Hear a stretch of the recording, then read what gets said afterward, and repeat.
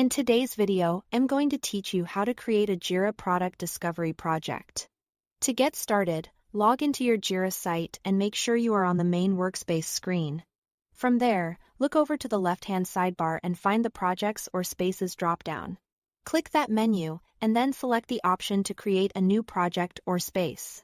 This is the starting point for setting up a new workspace area, and Jira will guide you into the template selection flow. Once you do that, you will be taken to the Template Workflow Categories page. This is where Jira shows different types of project templates you can build from, depending on the kind of work you want to manage. Take a moment here, because there are usually several categories visible, and it can be easy to overlook the one you need if you move too quickly. Now scroll down toward the bottom of the page until you reach the Products section. In that area, you should see Jira Product Discovery listed as one of the available options. Click on Jira Product Discovery, and then select Product Discovery when prompted. This template is designed specifically for organizing ideas, opportunities, and product planning in a structured way. After selecting it, click Use Template.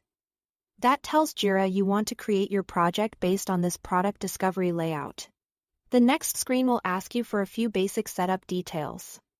Enter a name for your project. Choose a clear, recognizable name, so it's easy to identify later, especially if your Jira site contains multiple projects. After that, choose the access level from the drop-down menu. This setting controls who can view or work in the project. So select the option that best matches how open or private you want the space to be. When everything looks good, use the blue Create button to finish creating the project. Once the project is created, you can immediately begin adding potential features, problems, or opportunities. In Jira Product Discovery, these are logged as the idea issue type. That means this project is ready to help you capture and organize product thinking right away.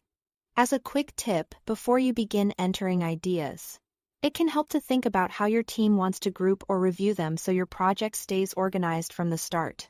Even a simple naming approach can make things easier later. That's all to it. Thanks for watching.